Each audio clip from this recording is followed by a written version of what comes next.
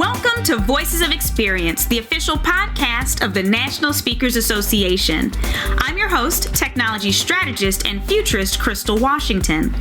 In this week's episode, Latin American Speakers Market Update and Opportunities, we're taking full advantage of the fact that the world of virtual meetings has nearly erased global borders for speakers, like you.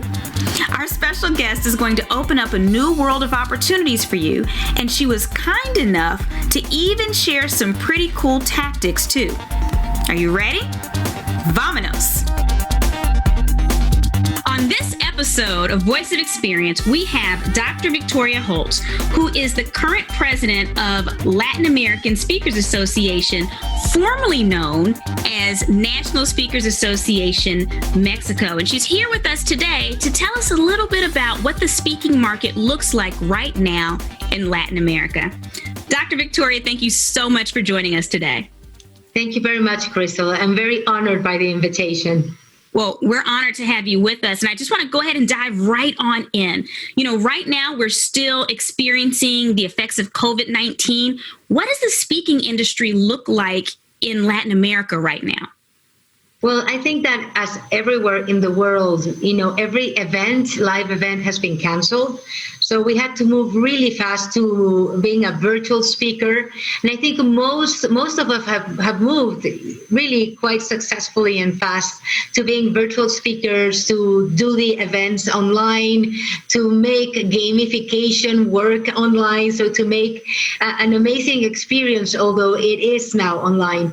Some of us also have had still to go and deliver a seminar, and that's really strange. Because imagine delivering a seminar to people that are socially distancing, that are wearing their masks.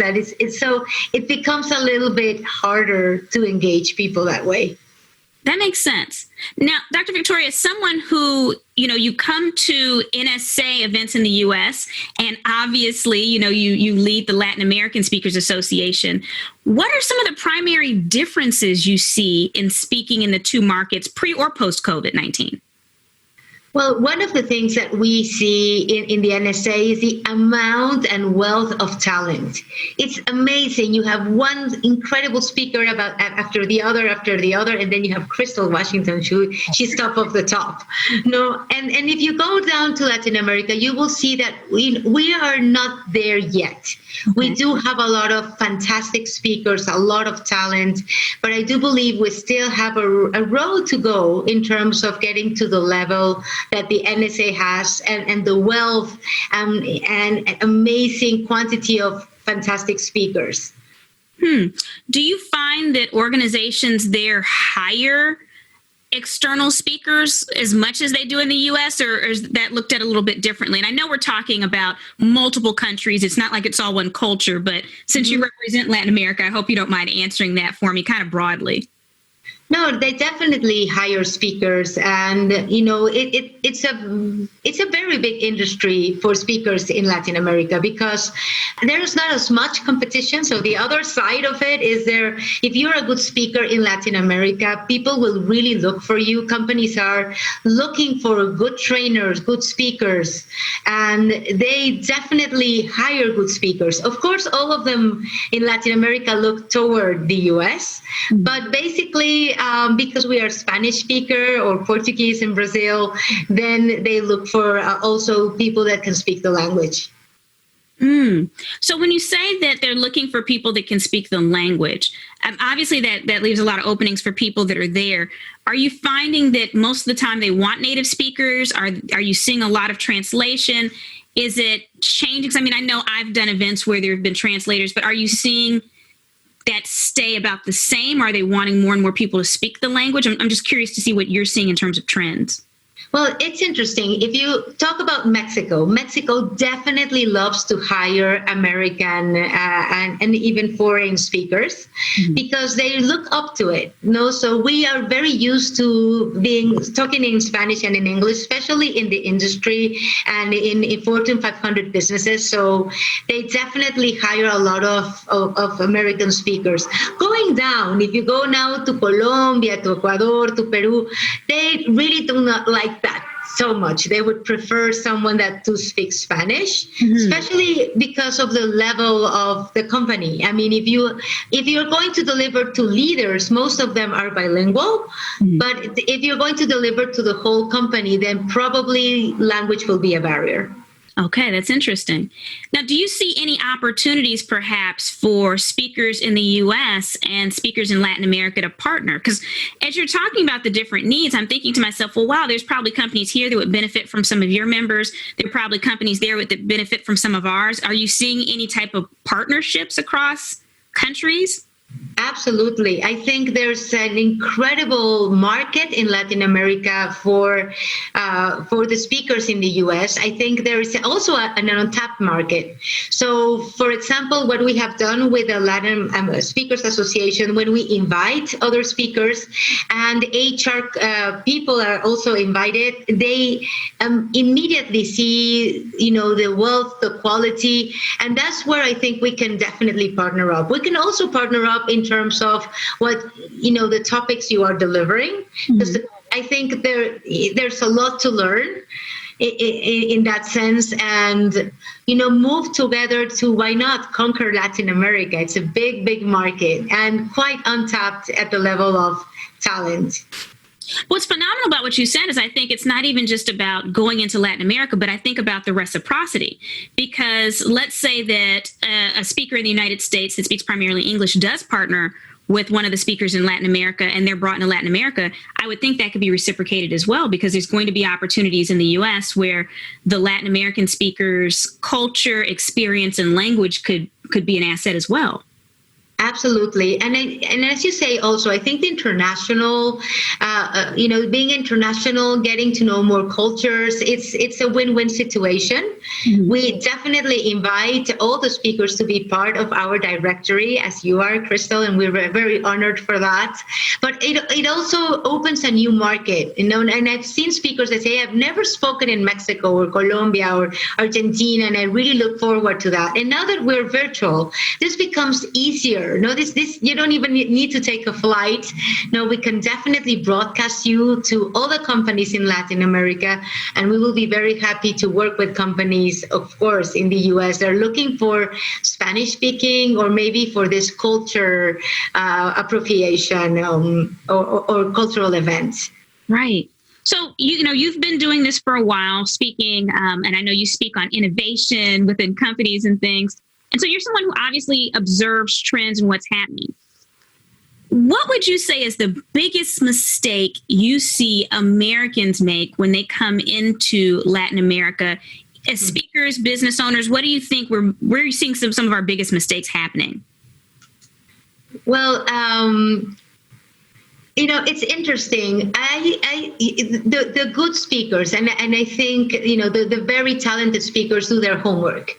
And they really try to understand the culture and what we are about before delivering a speech. And I think a big mistake is coming on and thinking that we know, for example, the phrases that you use a lot in the US, and it's very hard for us to understand that. For example, you said it costs an arm and a leg, or some of the the phrases that you usually use in the US, but we don't really understand them as such here.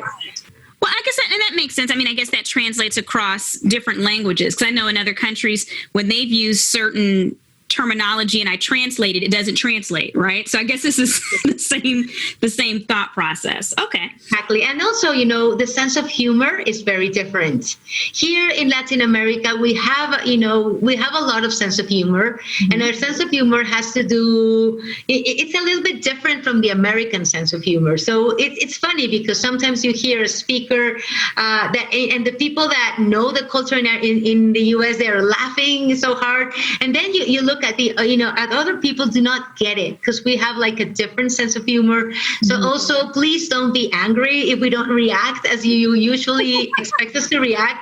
And sometimes we laugh where nobody else is laughing. So we do have a specific sense of humor, and I think that's also important for you to consider. And do not think that everybody is the same everywhere, of course. Okay. So with some of our biggest mistakes being not actually doing the research, is there any way that you would suggest that we should be doing the research? Is there anything specifically you would suggest that we do to make sure that our skills are sharpened?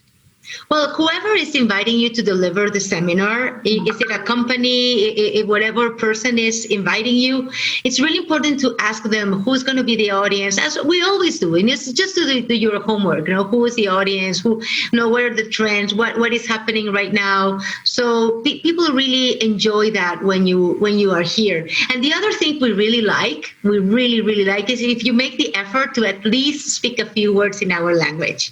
That really, people really love that. And if you say, hola, ¿cómo están? Me da gusto estar aquí. Oh, you will have them in your hands because, we really like the effort of you doing that. Anything else that you would suggest to our members? We know that we have this other speakers association that, we're basically family with. Is there any way that you think that we should be reaching out to further relationships with the Latin American Speakers Association? Well, I am so excited about this, Crystal, because I do believe that we are a big family and we're a global family. Mm-hmm. And I think right now there's so much opportunity because, again, we're not traveling maybe. Of course, probably this will change and hopefully this will change next year. But right now, we have a wealth of opportunities of doing even regional projects that we can deliver. For example, let's say we plan an American forum. Mm-hmm. And somebody, we have speakers from the U.S., from Mexico, from Colombia, from Argentina, and we broadcast this to all the companies saying, hey, we understand the culture of the Americas. Mm-hmm. And I think that would be a hit. I think there are many things we can do together to leverage each other, to help each other, to make everyone shine, and also to be visible to the companies that are also looking for this international opportunities and this international flavor. I know a lot of companies, they're especially, again, international companies looking for talent, and they don't want to go to bureaus directly. They want to go to the speaker. They want to know who the speaker is. They're tired of the bureau saying these are the list of 10 people that we have, mm-hmm. and they want to broaden their scope. So maybe one of the things we can definitely plan are these events that are now easy to do because we're virtual, mm-hmm. and think about different themes that we can talk about, have those speakers to talk about those themes, and do a lot of publicity together. And you're an expert in social media, and getting everybody to know about the incredible amount and wealth of talent there is in all Americas. What's phenomenal about what you just said is that we, in this virtual environment, global borders have almost disappeared in the sense of our presentations. And so what you're saying, whereas once upon a time, it was almost unheard of because we were used to flying or having to physically be there, it sounds almost amazingly easy to partner up now and showcase a variety of talent from around the Americas. Absolutely. And if we do it by theme, you were asking what is the trend right now in terms of, a lot of people and companies are looking for agility, are looking for mindset, are looking for crisis leadership. So if we can, for example, come up with events that are virtual, and again, people are so used now to having everything virtual, and maybe this is going to, stay, even though we will have the vaccine and we can fly. Companies are now realizing that they can do incredible events with as you say, global, and not have to spend that much in traveling. So in as much as I would love to keep on traveling and have you come to Mexico and have tequila together, we can definitely plan big events where we can talk about specific topics and maybe do once a month, mm-hmm. a forum. So, again, companies and bureaus this planner, how do you call it? Event planners, mm-hmm. can also see you and have you in the scope. So that's powerful because we're talking about putting on our own meetings to basically pull in our potential future clients so that we're basically, it sounds like you're suggesting that we almost do our own showcase. Am I using the right terminology here? Yes, absolutely, absolutely. So we've been doing panels with HR managers, where HR managers are the stars, and they're talking about what they need, and these have been very successful. And I think in what they do say is, we would like to see what's out there. We really need to broaden our horizon. So, because this is the need from the companies, I think if we tap into these specific programs, that would be a definite hit. So let's imagine you have an event on agility. So we have like the best speakers of the NSA talking about agility, and Mexico and Colombia and Argentina. So, it's very easy to put it out and say, hey, you will hear from this incredible 6 speakers about agility, in a 2-hour event or 3-hour event. And that's, I think it would be a fantastic way to also do something different, to be, to differentiate ourselves in the market, because not a lot of people are doing that. Thank you for tuning in to Voices of Experience, the podcast of the National Speakers Association. Catch us on your favorite podcast app, YouTube, and NSA's social media profiles. I'll see you next week.